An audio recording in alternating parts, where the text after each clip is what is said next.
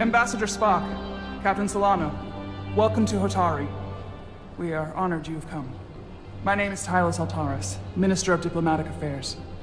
The honor is ours, and this is Commander Jara Rydick, first officer aboard the USS Resolute.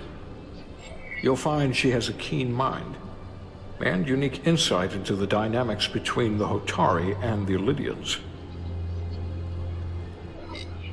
We are honored to be here, as representatives of the Federation. I'm so glad. These must be the representatives of the mighty Federation. The reigning authority in the galaxy. Or so we've been led to believe. Whether that's true or not remains to be seen. But, either way, we're grateful you've made the time to come to our little corner of the universe. And you are?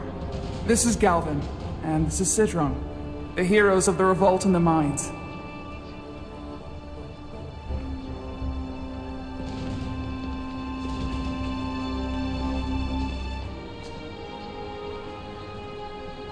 Let's hope this is the last time we ever have to come here.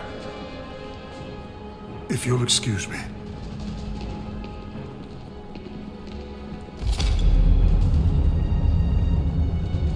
I think we're about to begin. Did you hear the arrogance from that guy? I don't know what we're walking into here, but that guy was something. Something about his tone tells me this won't be easy. That was my sense as well. I doubt he speaks for all of Hotari, so I would urge patience until we speak with their queen.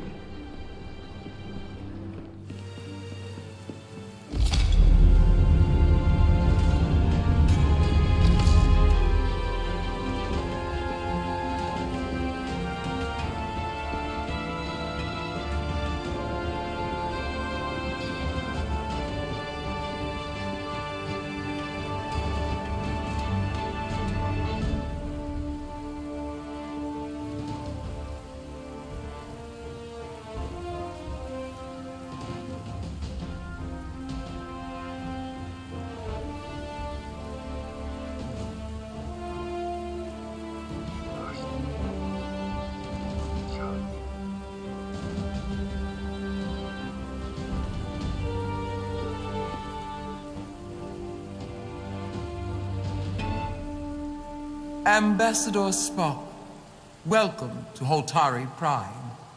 The honor is mine, Your Majesty.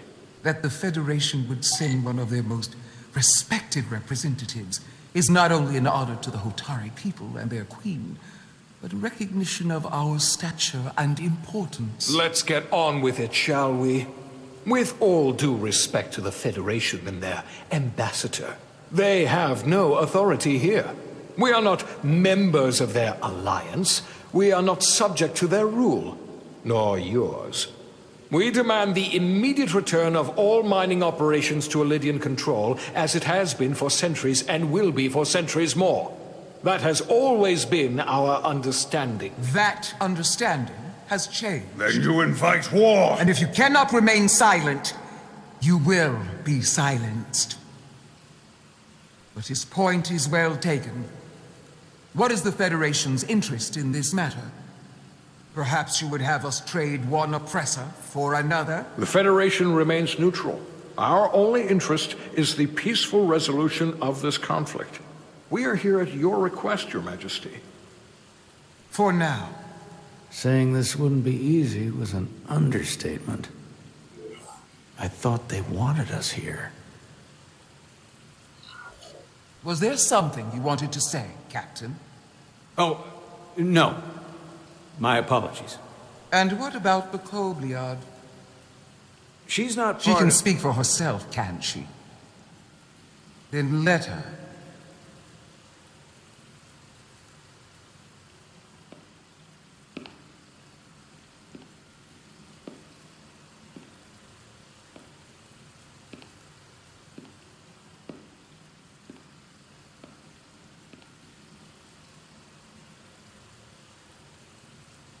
Now then, what is your name?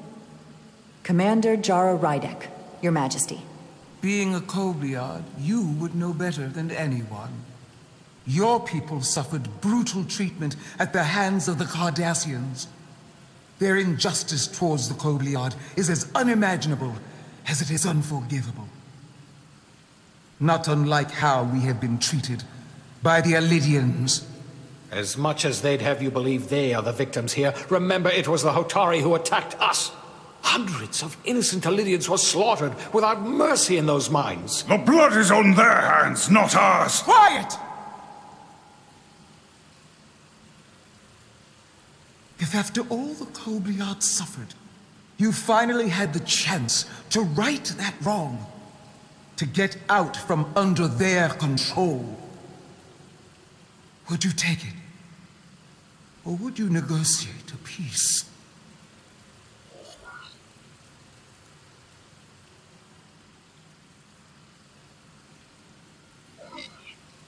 If the opportunity presented itself, and I wish that it had, more than you can know, then I would right the wrong without hesitation.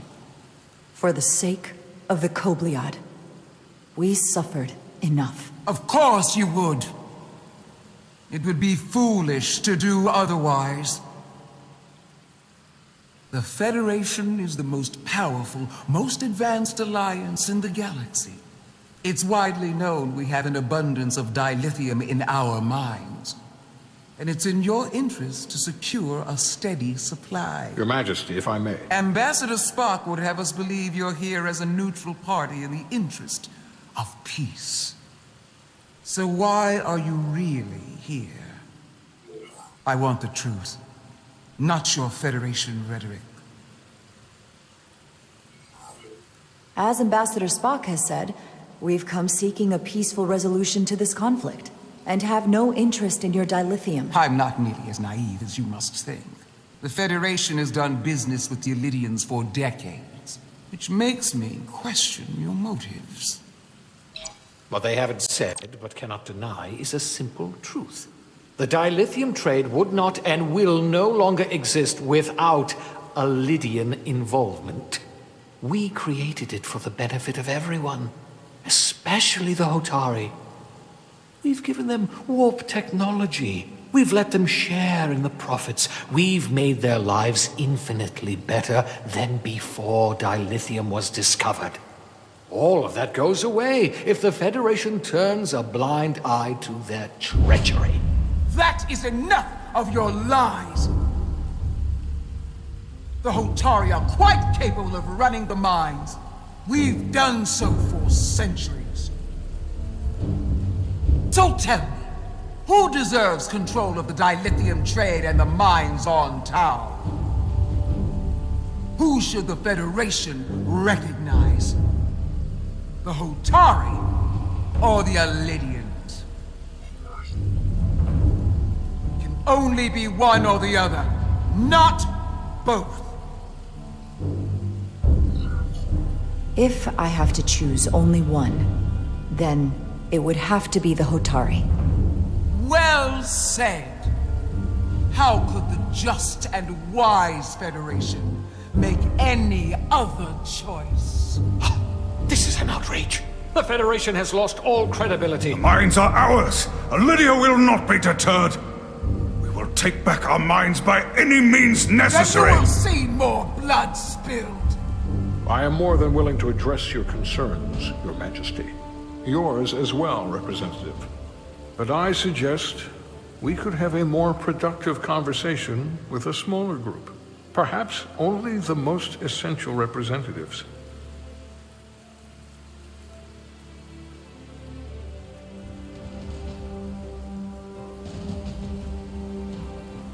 I suppose there is some sense to that.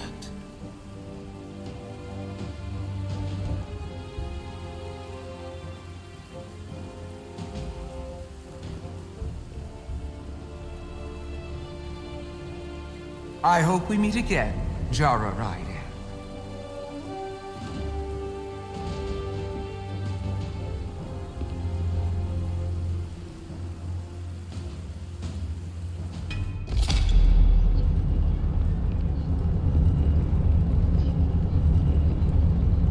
Spock and I will cover everything on the diplomatic front. You make nice with the locals and see if you can get some answers. We need to find out why the Hotari are so willing to risk war. What happened in those mines?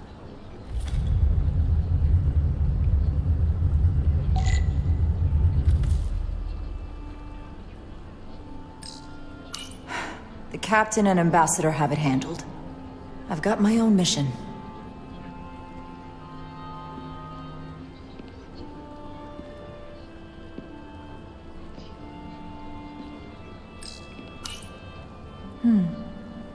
Soothing.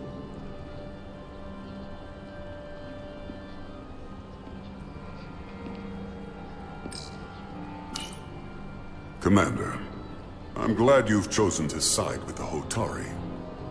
I knew the Federation would see through the Elydians' baseless claims and protect the interests of my people.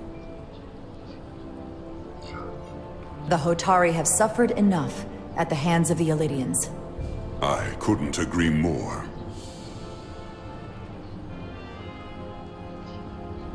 I assume you were there the day the mines were seized from the Elydians. Not seized. Reclaimed. And restored to their rightful owners. Yes, I was there. We had to be decisive. Before the Elydians could even realize their worst nightmares upon them. I'm curious why the Elydians haven't fought back. They have the ability to retake the mines anytime they want. Ability is one thing. Courage is another. The Elydians know any hostile action on their part will not end well.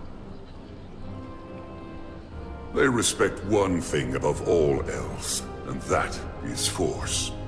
The greater the force, the more certain the outcome. Any talk of making peace is just that, and worth little without the strength to secure it. Which makes me wonder about your ship, the Resolute. Undoubtedly the Federation's finest warship. Ready to contend with anything the Elydians might have in store. Or is that not true? Maybe I've misjudged it.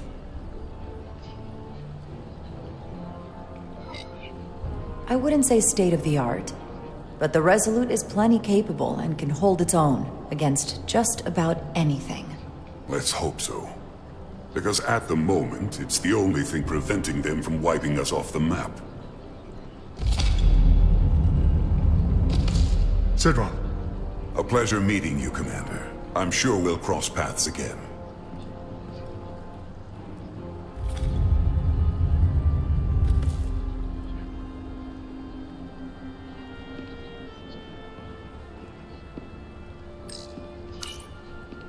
I'm probably not telling you anything you don't already know, but these negotiations rely on the Federation's neutrality, as does any hope you might have for a supply of dilithium in the future.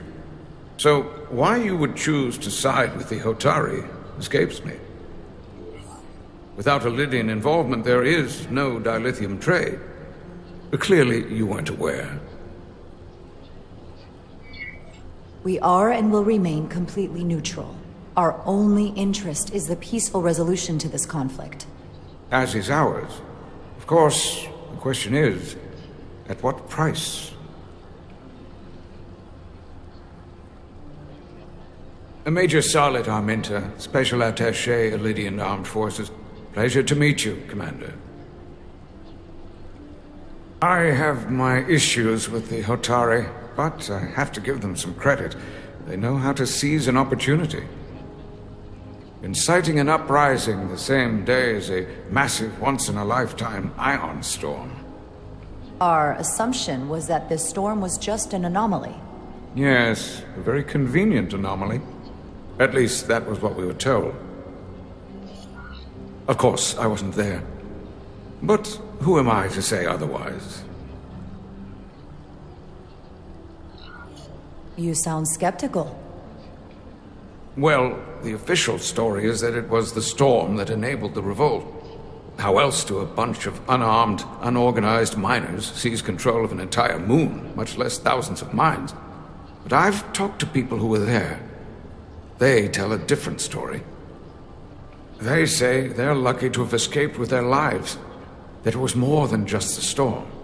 That somehow the miners were able to harness the energy from the storm. I know it sounds crazy. I'm not even sure I believe it myself. But that's what they said. The energy readings we've seen are off the charts. There's no way they'd be able to somehow harness it. That sort of technology doesn't even exist. I know. I felt the same way. But each person told the same story.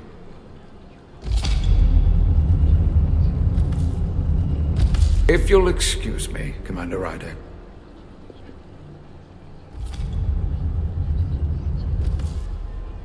Commander, if I could have a quick word with you. Of course. I'm encouraged to see the Federation supporting my people. I'm afraid of what might happen without your help.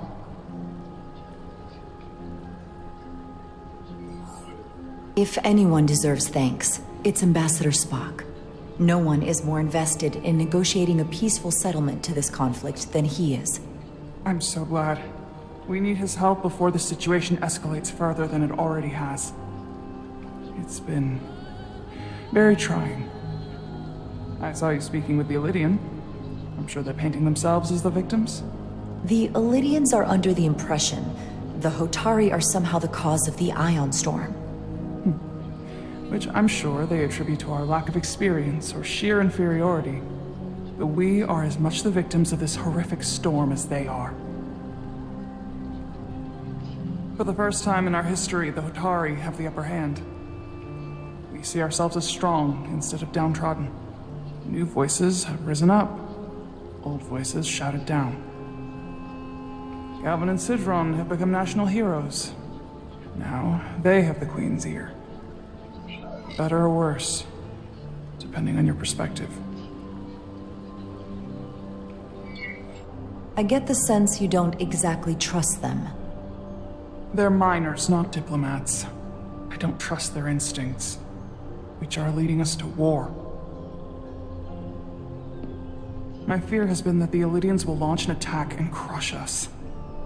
You've seen their starship, no doubt. They could have retaken the mines whenever they wanted to, but it never happened. And as strange as this may sound, I'd almost say they're afraid. I just don't know what they're afraid of. It's still the same bluster and bravado you would expect from them. But it has no teeth, like they're afraid of what might happen. Do you think it has something to do with the Ion Storm? Right now, it's stronger than ever, isn't it? It's entirely possible. I'm not a scientist, but I do know the storm has knocked out all kinds of systems. So maybe the Illidians weren't willing to risk their ships, given all the interference.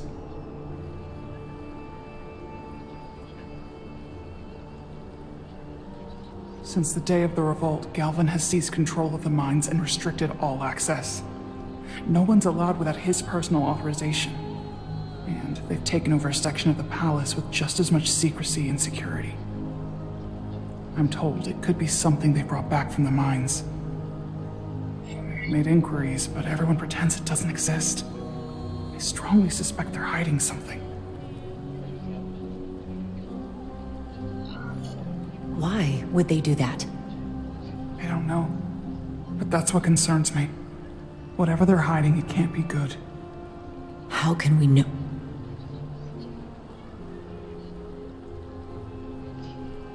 I'd better see what's happening.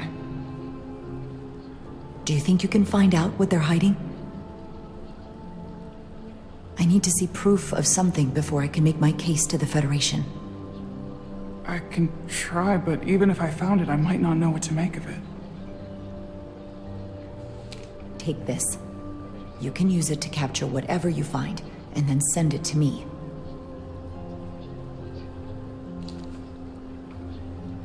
Thank you.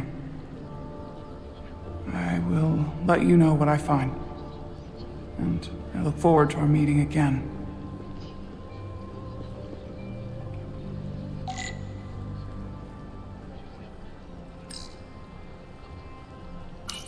Such rough terrain. No wonder the Hotari are so tough.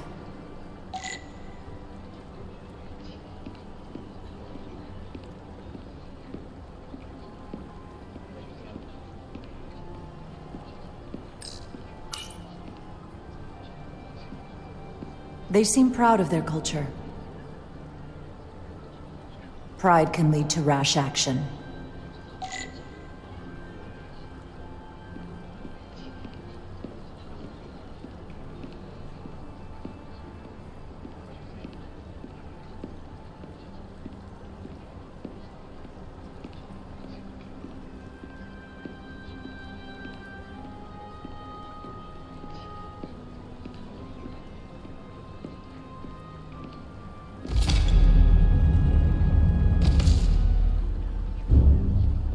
Well, that was a disaster. What happened? The Hotari refused to concede anything, so the Elydians stormed out. The Hotari did not invite us here as peacekeepers. I hope your efforts were more fruitful than ours.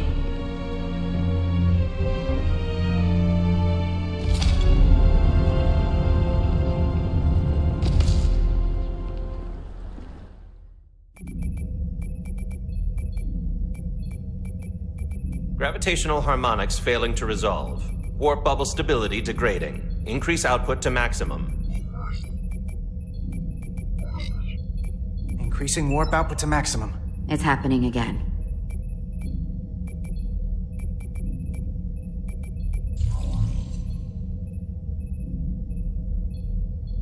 It is evident that presently, the Resolute cannot achieve warp propulsion. Since our diagnostics rule out any problems with our warp systems or anything about the ship, the problem appears to be the fabric of space itself. Space itself? You're saying something about this region of space prevents warp travel? Prevents it, or can't sustain it. However improbable, that appears to be the case. We need to know more. Otherwise, it'll be an extended stay in the Hotari system. Well, couldn't we slowboat it out of here at impulse speed? It may come to that, but we don't know how far this warp dead zone extends. Captain Solano is on his way back from the negotiations, and I want to have some answers for him when he gets here. Indeed. Given the facts at hand, we may be able to deploy subspace probes around the ship to construct a clearer picture of the phenomenon. Around the ship. I'll prep a shuttle.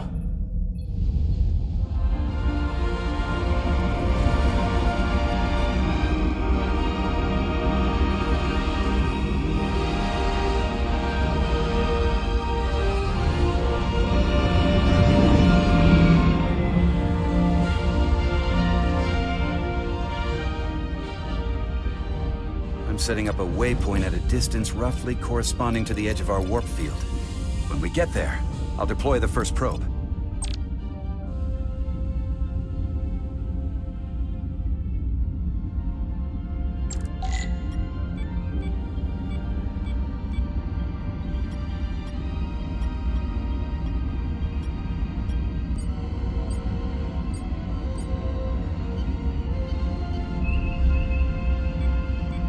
Commander Westbrook, the Resolute systems are calibrated to receive the probe's readings.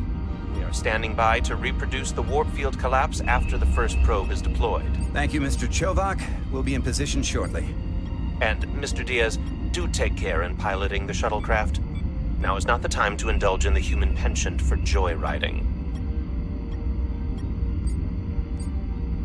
Chovak probably isn't such a fun guy to work for, huh?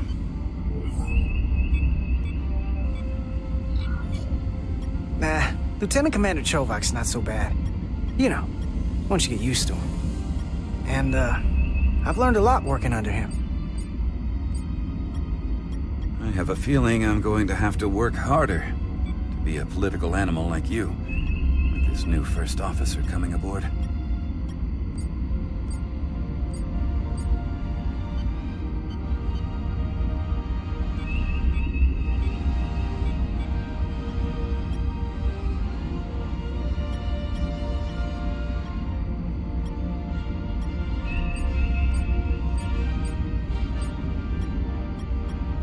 This is far enough.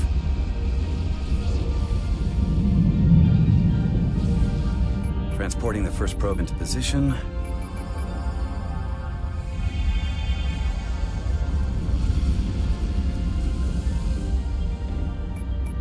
Westbrook here. The first probe is deployed.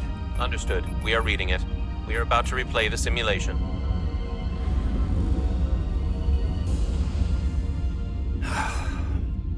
problem? Don't get me wrong. Things are definitely trending up with Commander Rydek. She's put my ideas into action. And she listened to me when your life was on the line out on the hull. That sounds like a good thing. It is. But I'm still trying to figure out if she's right for the job. She didn't go through what the rest of us did. Still got chosen to be #1. Can't tell if she was actually siding with me, or if we just fell on the same side. Yeah, but she's lucky she didn't go through what we did. You can't hold it against her. Actually, I think I can, even if I shouldn't. Test is running. Warp field collapse in 3, 2, 1, mark.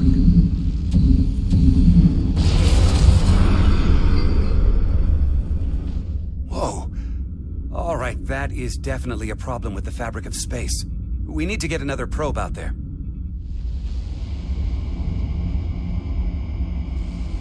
With 2 points of data, the Resolute and the probe, we've managed to get an interference pattern.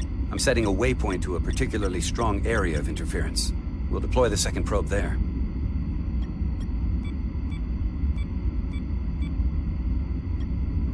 Listen, I'm gonna give you a piece of advice I wish someone had given me.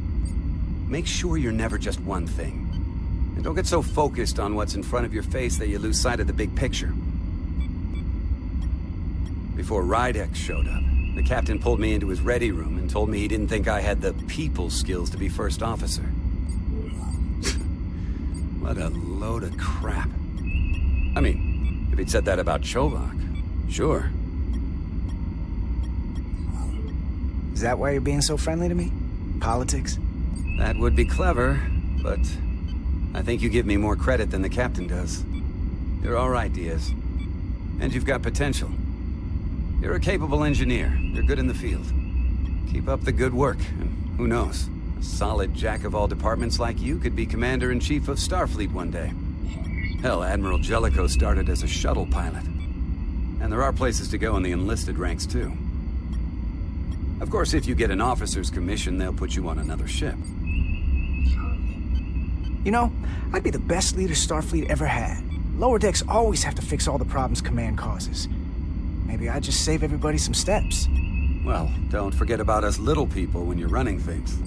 Of course not. You gotta remember where you came from.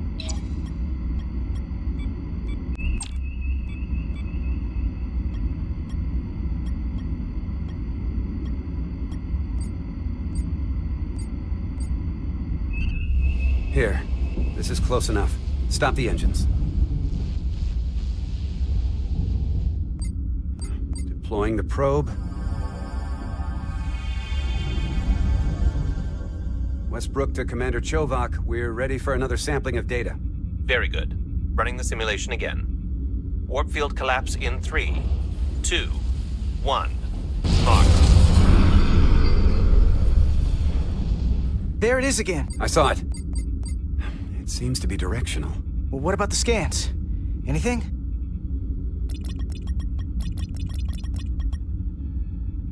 Here's the readings in relation to our local space. We've got the Resolute, Otari Prime, and the probes. All this interference is overloading the sensor buffers. We're gonna have to triangulate the sensors manually.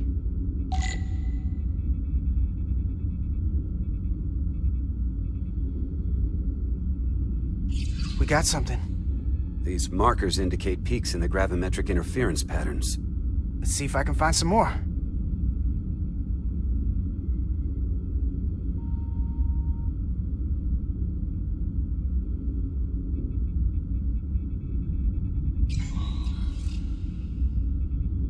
Hold up. This is coming from the moon. A beam that blocks warp travel. Aimed right at us. Someone is doing this intentionally. I don't know how they're doing it. This is like nothing I've ever seen. Why would they be doing this?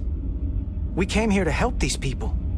And now we're getting hit by some warp-killing weapon? Now, look here. It's current readings of the ion storm. These concentrations, they line up with the interference pattern. The storm and this beam, they're coming from the same place. Carter, whatever petty local conflict brought us here, it's just a small part of something much bigger.